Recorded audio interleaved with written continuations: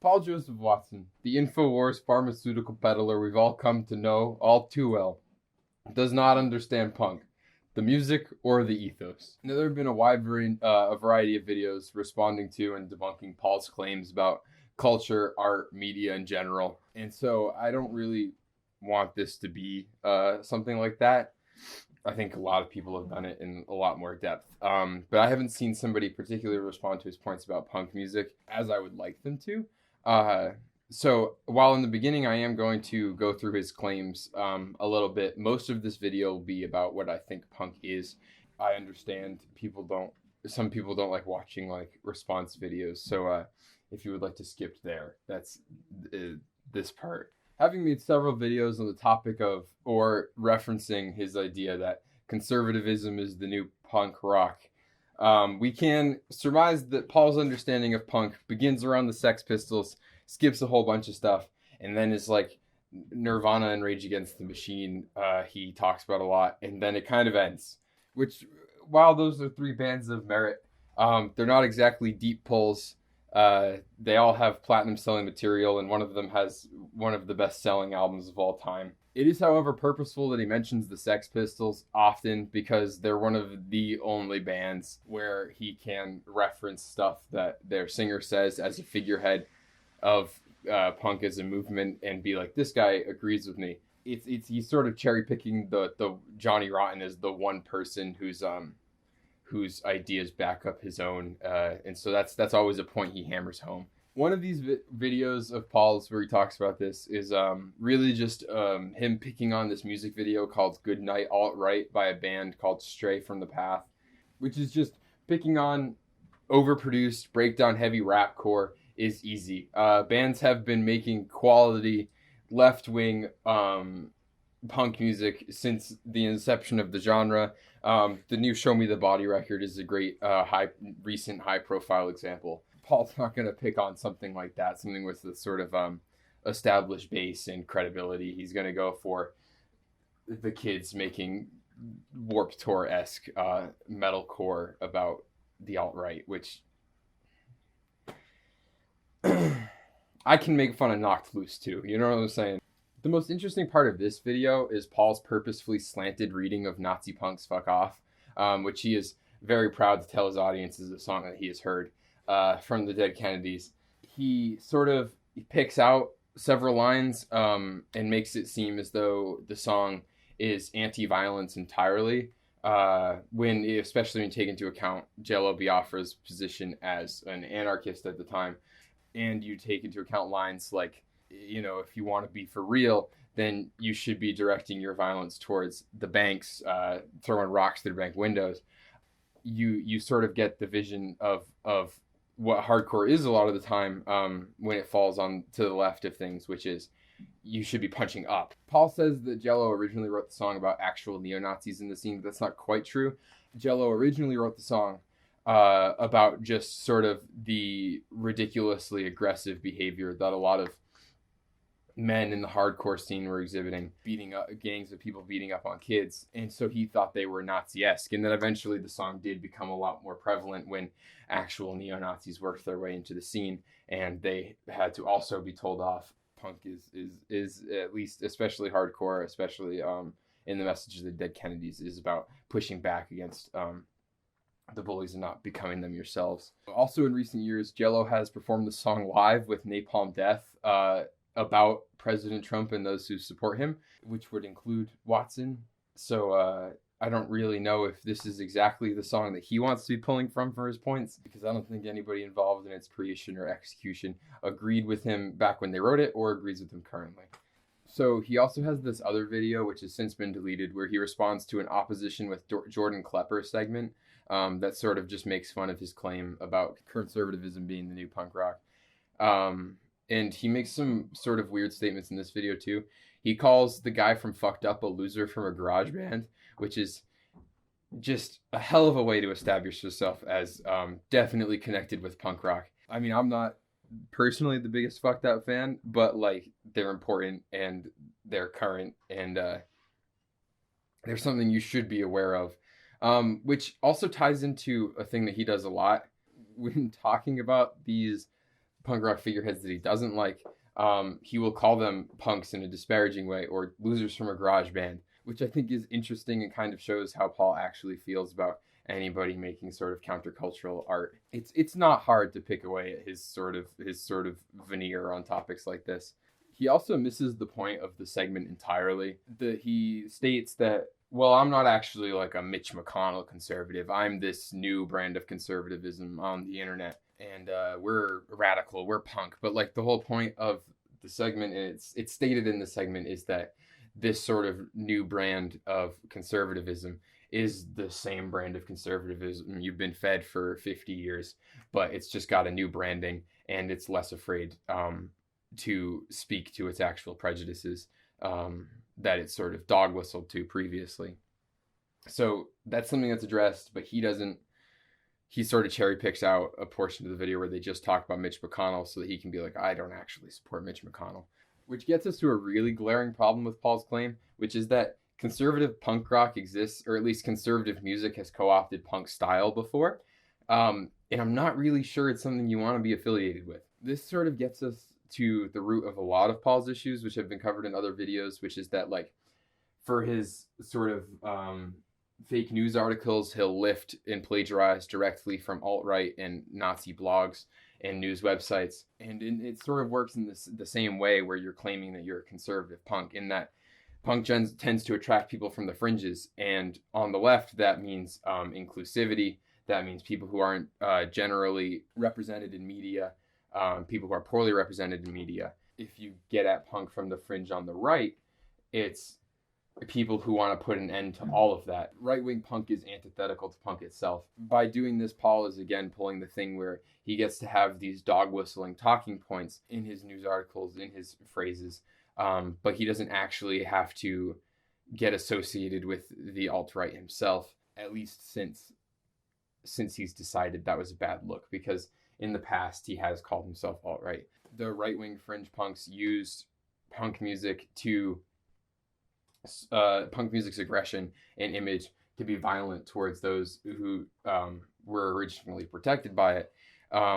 Paul uses its image to push people around on the internet and say offensive things on Twitter. Anyway, like I said, I don't want to spend the bulk of this critiquing the work of Paul Joseph Watson. It would drive me up a wall to do so, and it just seems like it's been pretty clearly proven by a lot of people that he doesn't know what he's talking about. He's also not someone that responds well to constructive criticism, so it would feel a bit like talking to a wall. But it's been a hard week for Paul, so we're going to lay off him a little bit. And I would rather pivot to talking about what the punk ethos means, at least to me. I'm going to talk about Beat Happening, and by association of being spearheaded by Calvin Johnson, K Records. So what's on that? What's next on here? So the story of K Records and Beat Happening has to be traced back to Evergreen State College and its student-run radio station, 89.3 KAOS, or Chaos, as people referred to it. Calvin signed up for night classes that taught broadcasting there in his high school years, which was the late 70s. Before starting at the radio station, his exposure to punk music was mostly limited to reading about it, which I think is a really important detail of the story that's often passed over. Calvin was able to fall in love with this entire genre of music without ever actually hearing the music. And I think that underlines the fact that in his later work, he would mostly be motivated by his love for the ethos and its message of inclusion, rather than any particular narrow sound that punk had worked itself into by the time Calvin would start working on music. He became interested in reading about and listening to punk music after he saw a Led Zeppelin concert and realized how much he absolutely hated stadium rock music, something that he'll insist on in interviews to this day. He says that when he saw Led Zeppelin, it was the most garish and racist thing he had ever seen in his entire life. He did volunteer to go on a school trip to Europe just so that he would be able to go to English record stores and buy punk vinyls. He had a couple from The Jam, the Sex Pistols, and the Stranglers. He'd also briefly heard a Sex Pistols song on the radio, but before he started at Chaos, this whole genre that he was so enamored with, that was the extent of his exposure. to it. And then he got to Chaos, and there was more music than he ever could have possibly imagined lining the shelves, and it forced him to not only put sounds to all of these bands and names that he had grown to recognize, but it forced him to listen to other independent releases that he never would have heard of. They had a policy in place there called the Green Line policy, where 80% of the music that was played on air had to be marked with a green sticker, which indicated that it wasn't affiliated with any record label at all. So he just got deep into what was brewing in the underground in the late 70s when he was in these high school years. While at Chaos, Calvin would start this ridiculous series of, not to say coincidences, but just, if there was a person who Calvin could run into randomly at some point in his life who would later benefit his career in underground and punk music, then it happened to him at some point. At Chaos, he worked with Bruce Pavitt, who would go on to found Sub Pop Records. He would meet the guys who would go on to found Up Records. He would work closely with John Foster, the founder of OP Magazine. He and these friends that he made at Chaos would go all around the Pacific Northwest seeing these artists that they had grown to love. Allegedly, I don't know if I totally believe these stories, sometimes hitchhiking up to shows the night of, sleeping in the alley behind the venue that night, and then hitchhiking back the day after. They just really were desperate to experience as much of this music as possible. But during this time, Calvin also began to see how punk was catching on and being sold to audiences now, rather than it being entirely a grassroots movement. But before Calvin was able to go on to college with all of these people that he'd grown to know, he, for his last year of high school in the 1979 to 1980 year, would move to Washington, D.C., which, if you know anything about D.C. hardcore in the 80s, is a really lucky move for Calvin to build some more ridiculous connections that year. At a New Year's Eve party in going into the 80s, he would meet Ian MacKaye. As most people may know, MacKaye went on to form Minor Threat, who would define the sound of hardcore in the 80s. His label Discord Records was committed to fostering an underground movement in the region in the 80s that kept ticket prices low, supported local bands, made sure to spotlight artists they thought were interesting. In that decade, it would find releases from bands like Rites of Spring, who would go on to sort of be considered the godfathers of emotional hardcore emo music. And then later on in that decade, members of Rites of Spring and Minor Threat would get together to form Fugazi, who would be considered the most important post-hardcore band. So basically, Washington, D.C. set the tempo for hardcore in the 80s, and then they were also the first ones to sort of break from hardcore in the 80s when they thought the rigid genre confines had gotten stale and start to do other things as well. At this Washington, D.C. New Year's Eve party would also be the first time that Calvin was exposed to the straight edge philosophy and lifestyle. In the 70s, punk music had become incredibly oversaturated with drug and alcohol use, which led to a lot of unfortunate situations for people in the scene. Not only did they want to retaliate against the commercialization of punk by playing faster and louder, but they also wanted to retaliate against the drugs and alcohol lifestyle that they saw being mainstream in punk by entirely divorcing themselves from alcohol and recreational drugs. And straight edge is something that is a philosophy that would continue in punk music to this day. More extreme variations would see vegan straight edge coming about. Some people would swear off caffeine.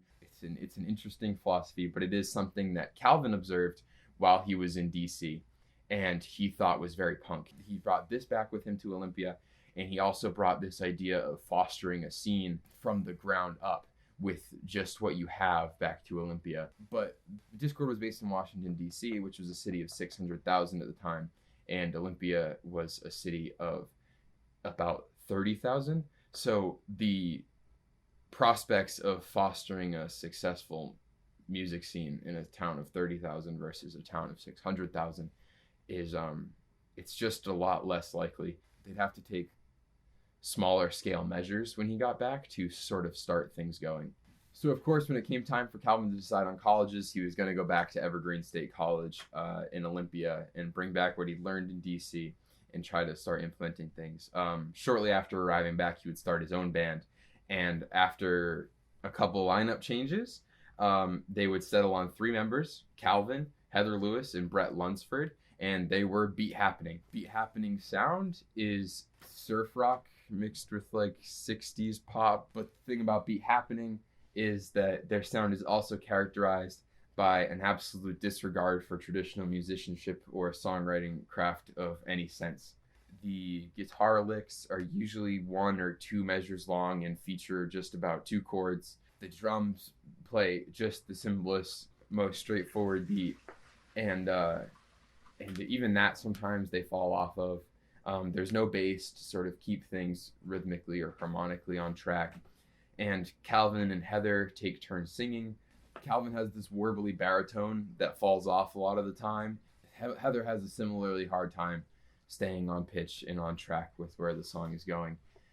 So this sort of messiness leads to a lot of people disregarding Beat Happening entirely when they hear their music, because their music is, on a very technical level, just not good. But I think it is the story and the characters behind it and the influence that's much more interesting about Beat Happening than the actual songs themselves. So all of these elements of their music contribute to the band sort of being known as forefathers of lo-fi music, even though only their first record would actually be considered like a low fidelity recording. It's just that like the sort of messiness and accidental textures and clumsiness of the music is something that would grow to be characteristic of lo-fi. These amateurish elements would also contribute to them being considered forefathers of twee, which I think is one of the elements that makes them punk rock as fuck. Because the thing is that Calvin fell in love with the genre not because of this narrow sound that it eventually worked itself into, especially in the 80s when you got into hardcore, and it was just play these 3 chords as fast as you possibly can and as aggressive as you possibly can. And I think Calvin, in that sound and in the culture that surrounded that sound, saw a lot of toxic masculinity and sort of macho aggression that excluded a large portion of the audience in a genre that he was so attracted to, because it was inclusive and for people on the fringes and for people who felt underrepresented, as I stated earlier, underrepresented or poorly represented in traditional media. And so turning it into this sort of twee pop, amateurish sound, but keeping this punk rock mentality, actually made the music more punk rock in that it was more inclusive, more accepting. And even the lyrics themselves convey this in the way that they often tell childish stories, though there are usually darker or more sensual themes underneath. The at least covering of the lyrics, or the surface level reading of the lyrics, is very childish. And so I think their music serves much in the way that straight edge serves as a rejection of the alcohol and drug soaked culture of the 70s. Beat Happening's music serves as an absolute rejection of the masculinity and straightforward sound that hardcore had worked itself into, and the people involved in hardcore had worked themselves into.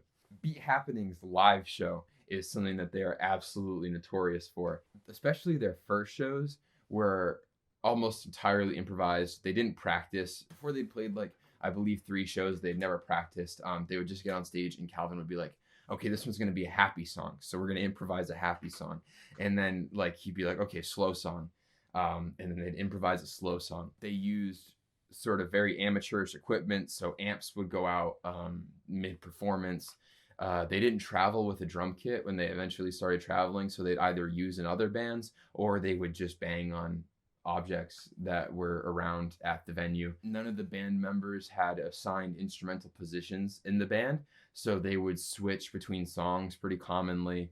Calvin was known for not being a very good dancer, but wanting to copy the dance moves of rock stars he'd seen on TV in the 70s. So he was sort of notorious for this clumsy, sensual dance style, and he'd like pull up his shirt and stuff. And they were just all over the place. They were happy to be the band that they were. They had an extremely confident presentation for a band that was presenting you these sort of surf rock 60s pop songs with childish lyrics. They certainly carried the confidence of a punk band on stage, despite the actual music that they were presenting. So Beat Happening would play shows with punk bands often, and their reactions from 80s hardcore crowds would usually be negative, to say the least. It would range from being heckled every night to often having objects thrown at them. There's a story where Henry Rollins from Black Flag, they were opening for him, and he went out into the crowd and he started heckling them because he couldn't stand watching it from the side of the stage. But there's a really interesting and specific story that I think illustrates just how punk as fuck Calvin Johnson is. The Fugazi took them on tour as an opener, and this is a motivation that's not confirmed by the members of Fugazi, but is held to be the true motivation for taking Beat Happening on stage by the members of Beat Happening to this very day, which is that Fugazi was touring in a part of the country that hadn't seen them since Minor Threat broke up, and they were very afraid of what the reaction would be from audiences expecting another Minor Threat. And so they figured, well, if we make them sit through a Beat Happening set first, Fugazi won't seem that different in comparison. As was a usual night, the crowd was pretty upset. They were not liking it. They were throwing things at the stage, and eventually they started taking these heavy metal ashtrays they had at the venue and just heaving them on stage. Eventually, one just struck Calvin straight in the face, and he cut his face open. He was bleeding profusely from his face, but he did not miss a single lyric.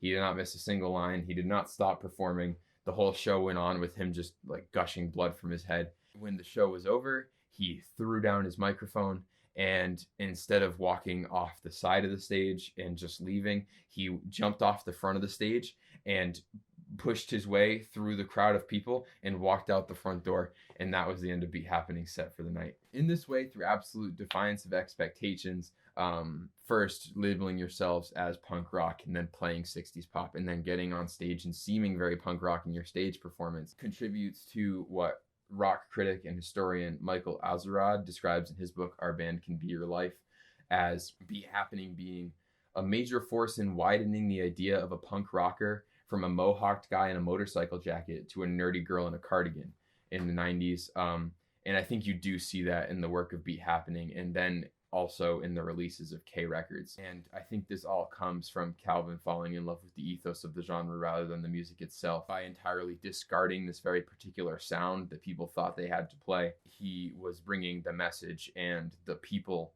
back to the forefront rather than just the sound of the music getting harder and faster and everything. And not to say that hardcore doesn't have its place also. I listen to probably listen to more hardcore than I do Beat Happening, because Beat Happening is not really something you throw on in the car with your boys. But I do think that from a sort of a philosophy of the band, philosophy of punk perspective, Beat Happening does have a lot more to say than a lot of those hardcore bands who were also fostering scenes at the time. K Records was the other main project of Calvin's that he started shortly after arriving back in Olympia, and that saw its heyday in the 80s along with Beat Happening. The project was founded with Candace Peterson, who did it as her work study at school, or did it for credit at school. Calvin paid her nothing a week, and she answered this whimsical looking telephone for him and stuff. She's often credited by people looking back on things as having just as much of a play in the success of K Records as Calvin Johnson, but she always has stated that she prefers to be more of a behind the scenes kind of person. The first release by the label was by the Supreme Cool Beings, which was Heather's band before Beat Happening.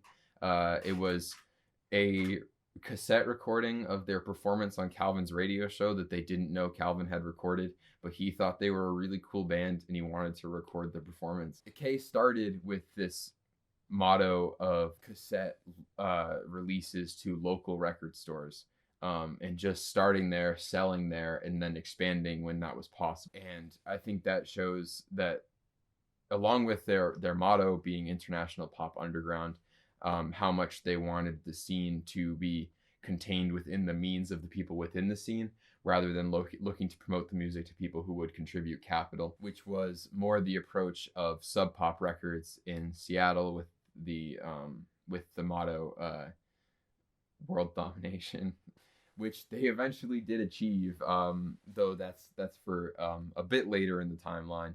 So Kay had this very small, local focused thing, first selling music by Olympia artists to Olympia artists, and then, if that worked, growing from there. In an interview with Noisy from much more recently than the 1980s, Calvin talked about how this cassette-only release format adheres closely, at least he believes, to the idea of appropriate technology. This was an idea originally outlined as intermediate technology by 20th century European economist Dr. Fritz Schumacher in his book Small is Beautiful, which basically highlights, he recommends people using sort of a decentralized approach to things and using technology that can be controlled locally and then expanding from there if possible, which is something that you can really see in this cassette release format by Kay, though the economics of it is not something I'm going to be able to get too deep into just because it's not my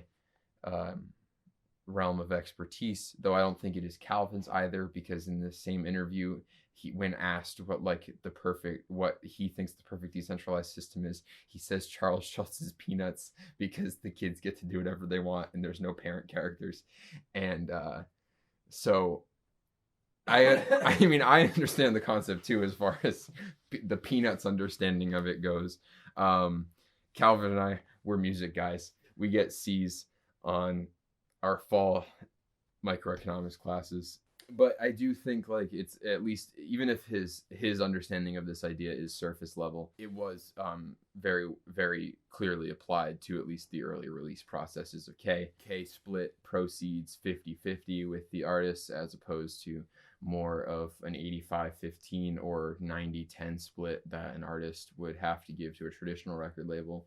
So, inspired by what Beat Happening was doing and what Calvin was doing with K Records, a lot of people who weren't necessarily musicians were just releasing with Calvin for the heck of it because he liked them as artists and he invited them to do so. Calvin would basically record anybody he liked and distribute their stuff. He very much in that aspect looked up to Andy Warhol with The Factory, just giving a space for people to create what they wanted when they wanted. So to support this new crop of artists that he had coming up in Olympia, they would put on shows absolutely wherever, whenever they were allowed, spawning something that hadn't been done in Olympia before with basement shows, living room shows, kitchen shows.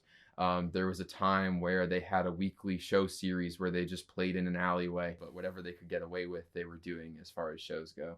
So all these bands they signed in the early 80s would mostly fit under the Twee label, again working to sort of subvert this masculinity that had risen up in punk at the time. But later on in the decade, they would also become instrumental in other movements, seeing early releases from bands like Bratmobile, which contained members who would go on to form Sleater-Kinney and Bikini Kill, who would be absolutely instrumental in the Riot Grrrl movement, which is again a movement that fought for inclusion of people in punk spaces that weren't seeing that inclusion earlier in the decade.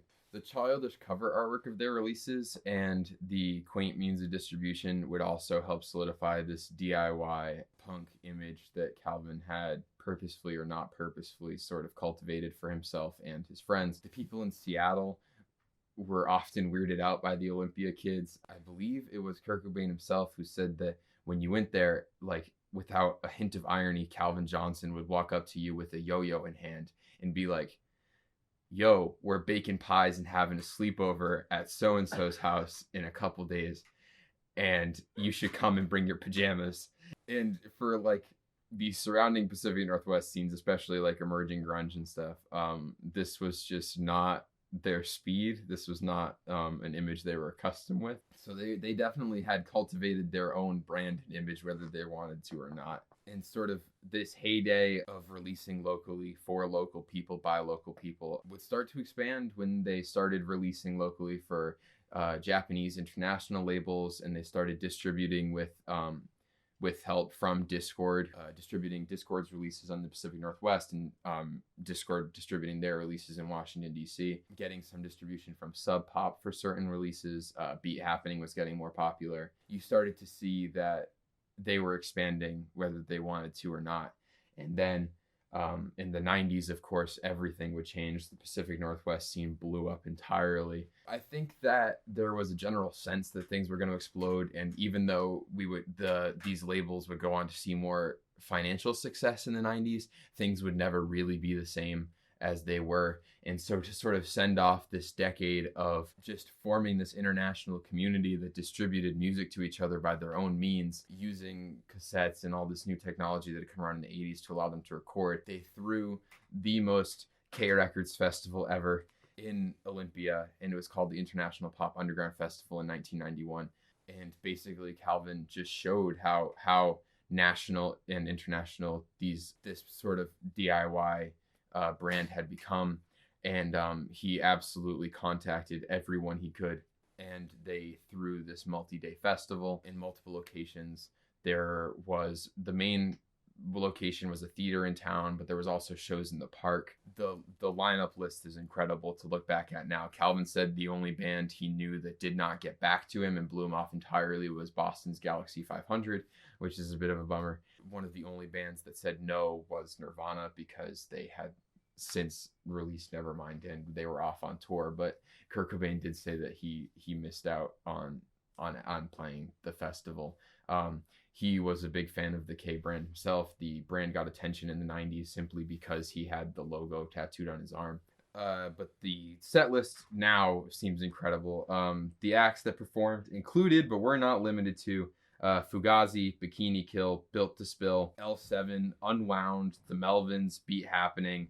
An early incarnation of members of Modest Mouse showed up, but I don't think they were called that at the time. They were just bands from anywhere Calvin had made a connection with. Bands came out to play this grand send-off show. And the thing about the International Pop Underground Festival was that even though it was this festival taking place at multiple legitimate venues with lots of bands over lots of days, it ran very similar to a house show, because Calvin wasn't about to actually plan out a festival. There were no set times. Bands would come on, play however long they wanted, then take off their own equipment, and the other bands would take on their own equipment and play however long they wanted. And that was because Calvin didn't hire any personnel for the show. There was no sound people. There were no lighting people. There was no security. So the deal was that the bands could play there as long as everybody in the bands contributed to the running of the show at some point during that week. So there's a notorious story where Ian Mackay, who was at that point pretty famous, worked the door for an entire evening. The Beat Happening sound setup, notoriously the guitar just cut out for most of it, and he was strumming on what essentially was an unplugged electric guitar for a lot of the show.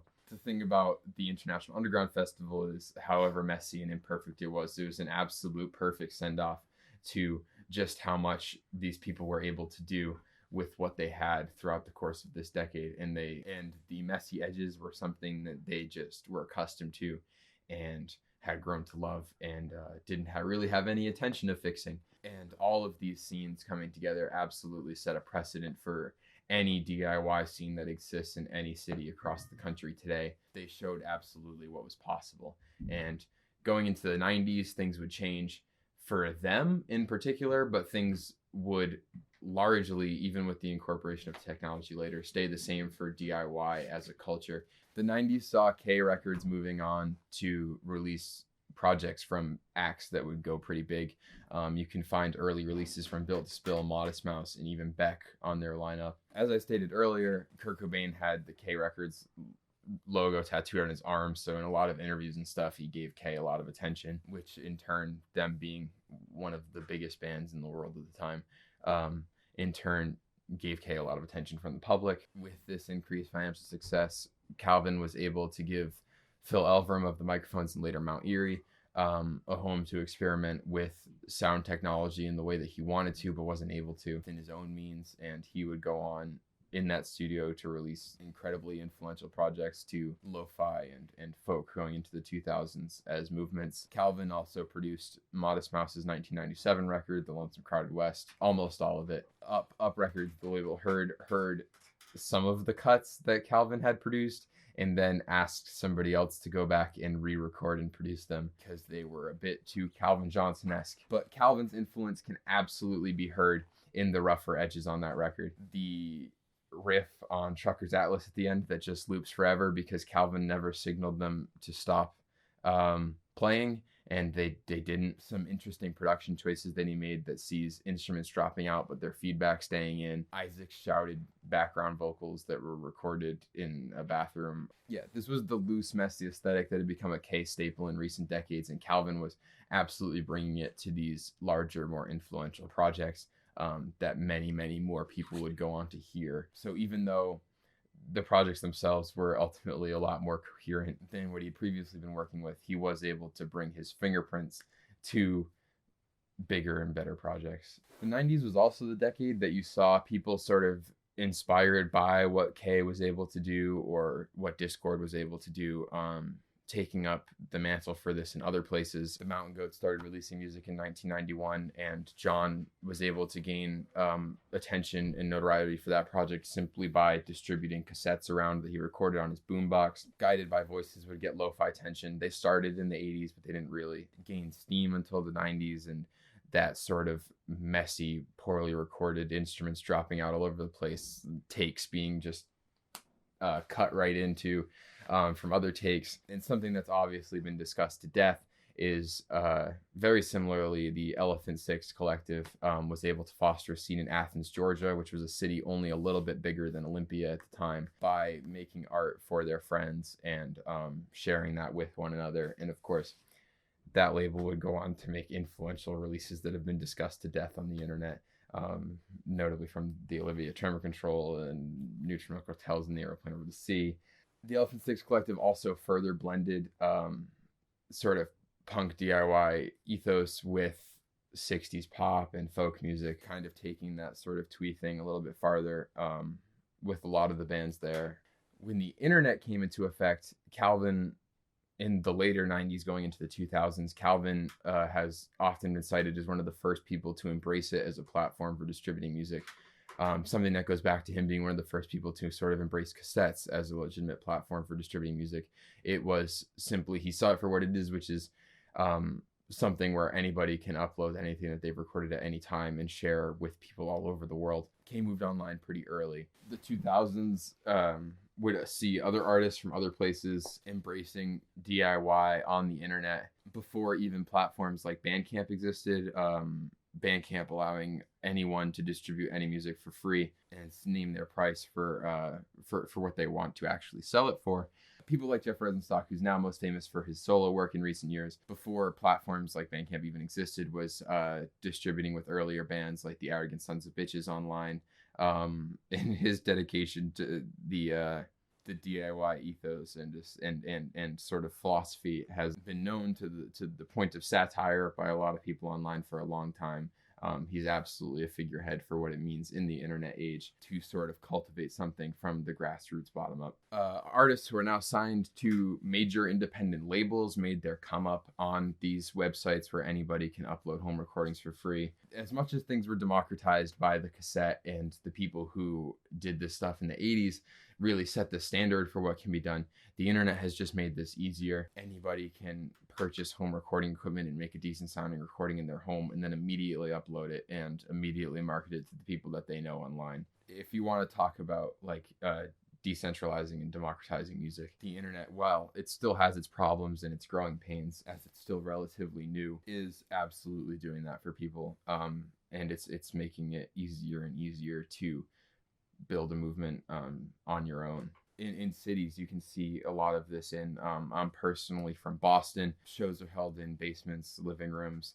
If you're involved in the community, you can see music any night of the week for $5 and support these bands. Also, it happens to be that there's like a lot of bands in the Boston scene right now who are fantastic, who take very clear influence from the Riot Girl that was spawned by labels like K in the Pacific Northwest in the late 80s. Daisy and the Scouts, their album Maggot is one of my favorite of the last couple of years.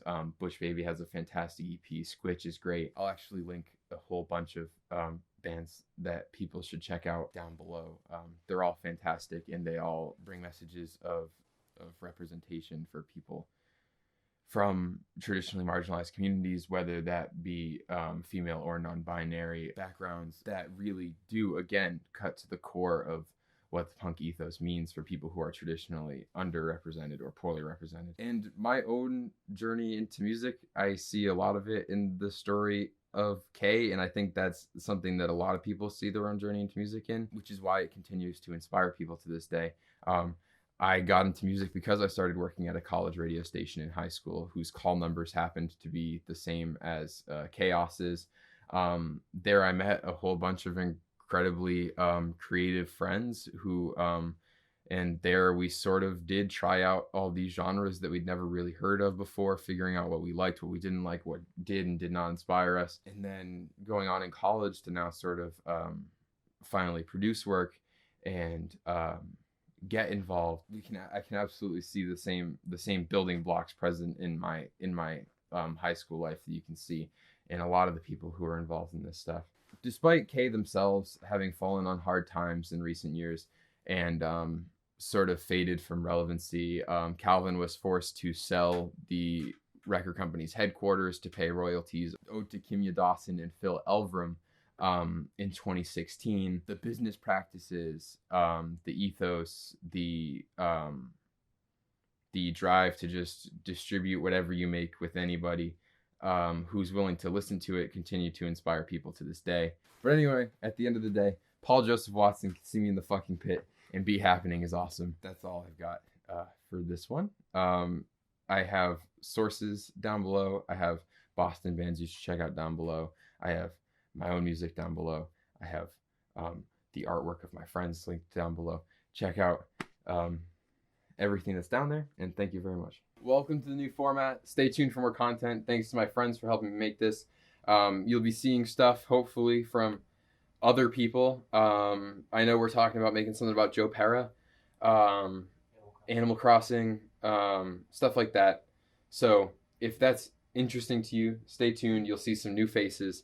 Some other people will be talking in front of the camera in different places, maybe.